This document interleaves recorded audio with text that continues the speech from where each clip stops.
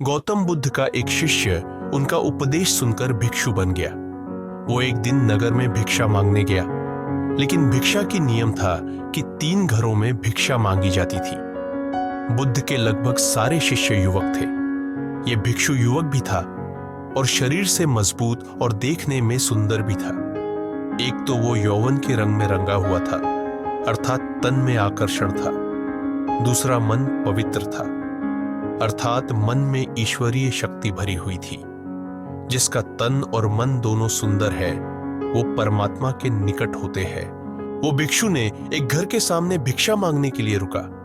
वो मकान वासवदंता नाम की एक वेश्या का था। वो भिक्षु की आवाज सुनकर तुरंत बाहर आई और द्वार पर देखा कि एक सुंदर दशट पुष्ट नौजवान खड़ा था और उसका मुख भी रोशनी तरह चमक रहा था। उसको देखकर ऐसा लग रहा था कि वह युवक भिक्षु शांति और आनंद में डूबा हुआ है। वेश्या उसे देखकर हैरान रह गई, जबकि वो स्वयं भी बहुत सुंदर थी। सारा वैशाली नगर उसके पीछे घूमता था कि वो हमको स्वीकार कर ले, हमसे विवाह कर ले, पर वो किसी को भी स्वीकार नहीं करती थी। उस बलिष्ठ और सुंदर नौजवान भिक्षु को देखते ही वासवदंता उसे अपना दिल दे बैठी। उसने भिक्षु से कहा, घर के अंदर आओ और थोड़ा बैठो। पर भिक्षु ने साफ इनकार कर दिया और बोला, देवी, मैं अभी नहीं आ सकता हूं। वेश्या ने कहा, भिक्षु कभी इनकार नहीं करते हैं, कोई बुलाए तो जाना चाहिए। मेरे भवन के अंदर आओ, अगर तुम अंदर आएंगे तो कुछ ना कुछ तो पाओगे ही। भिक्षु ने कहा, अगर आपको कुछ देना है तो द्वार पर ही दे दो। उस वेश्या का दिल और दिमाग उस युवक के आकर्षण में बिल्कुल डूब चुका था। उसको कुछ सुनाई ही नहीं पड़ रहा था। वो भिक्षु कुछ क्षण रुककर आगे की ओर बढ़ गया। अंदर से दासी ने आकर कहा, अब द्वार पर कोई नहीं है, आप भीतर चलो। वासवदंता की सपने टूटी। वो बहुत दुखी और पीड़ित हुई। जब स्त्री के प्रणय निवेदन को कोई पुरुष ठुकरा देता है तो उसकी हालत बड़ी खराब हो जाती है।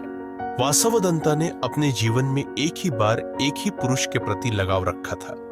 उसने भी इनकार कर दिया। दिल टूट गया। उसने नृत्य बंद कर दिया, गाना बंद कर दिया। जो दिन भर मुस्कुराती थी और लोगों का मनोरंजन करती थी, वो सुंदरी वासवदंता बिल्कुल मौन हो गई। भवन के द्वार सबके लिए बंद हो गए। वो किसी से भी नहीं मिलती थी। कई धनवान लोगों के निमंत्रण आते थे, आओ हमारे उत्सव में खुशियां बिखेर दो, किंतु वो इनकार कर देती थी।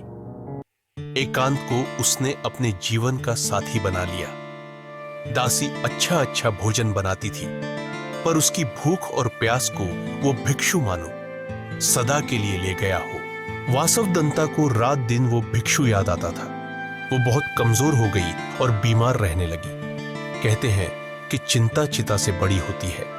चिता एक बार जलाती है और चिंता सदैव जलाती रहती है। वो कहीं आती जाती नहीं थी।